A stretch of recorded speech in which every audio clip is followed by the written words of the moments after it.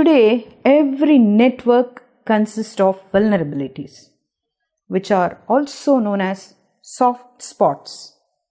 Vulnerabilities might be present in a network, or sometimes they may be even created by individual devices. Following are some of the primary vulnerabilities or weaknesses that can be present in a system. They are due to technology weaknesses, configuration weaknesses, and security policy weaknesses. Technology weaknesses. The fundamental security weaknesses are common in computer and network technologies. They may be due to the network equipment weaknesses or TCP/IP protocol weaknesses, or sometimes even due to operating system weaknesses. Next is configuration weaknesses.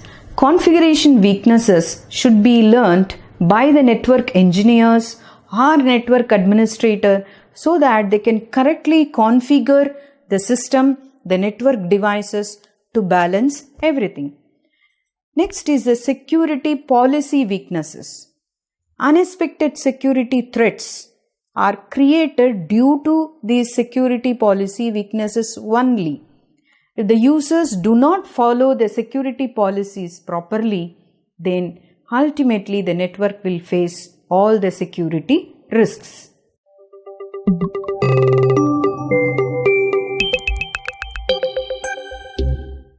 In the previous week, we saw the difference between vulnerabilities, threats, risks, etc. Now we are going to focus on threats. Below are the 4 key classes of threats to network security.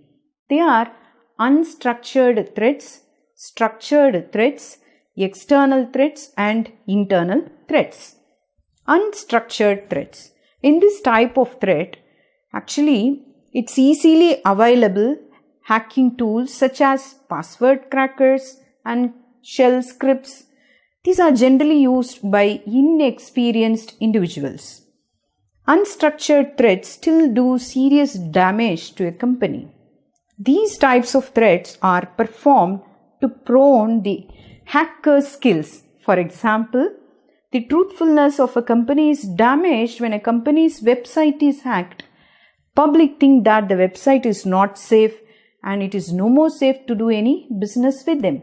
Structured threats. In structured threats, the technically competent and highly motivated hackers, they try to provoke the threats.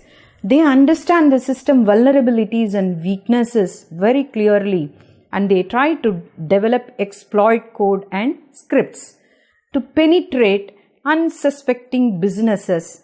They understand and develop and use sophisticated hacking methods.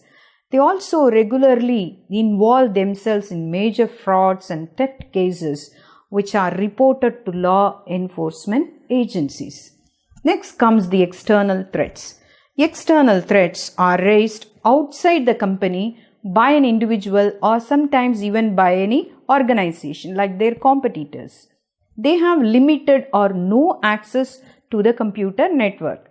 They mainly work from the internet or dial-up access servers in their own way. Next comes the internal threats. Internal threats take place when someone has physical access to the network resources with an authorized account of server access. This type of internal threats is happening because of the misuse of the account. Up to 60 to 80% of the employees that are generally reported by FBI. Based on these types of attacks, exploits and threats which are evolving in various terms, they have also identified to describe them. Some of the most common terms used are the hacker, cracker, phreaker, spammer, phisher, and finally the white hat, black hat, and etc. We'll see some of the common terms used here. As we have already seen, the term hacker is commonly used to represent a computer programming expert, but most recently the term is used to represent one who attempts to get unauthorized access with malicious intent to any resources. Cracker is an individual who tries to get the unauthorized access to the system or network resources with malicious intent. He is also known as the cracker. Phreaker, an individual who influences the phone network to execute a function that are not allowed, is known as a phreaker. The aim is to break the phone network via a payphone to make long distance free calls. Spammer, here an individual who sends huge number of unwanted emails, is called spammer. They use viruses to take control of the system and send out bulk messages via emails. Phisher, the term phisher is used to trick the users to provide sensitive information like passwords, credit card numbers via email or by other means. They pretend to be a trustworthy group, or they may have even some genuine necessity for the sensitive information of the user. Finally, as I told you, the white hat and the black hat, which we are going to discuss in future in detail. For example, white hat. The term white hat is used to depict individuals who use their skills to find vulnerabilities in the networks. They are genuine people. These vulnerabilities are reported to the system owner who could fix it properly. So here the assessment is done with genuine purpose.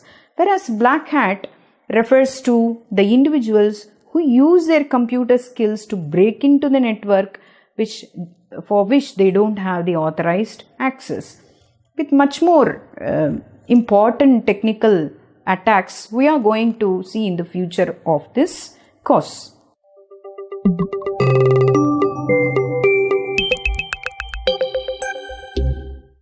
This section briefly presented all the cyber attacks from the technical perception. Some of the important attacks and how they affect the security features of the organization, the databases and the resources are discussed in this section in detail. Let us try to explore all these in a much more better content in the coming weeks.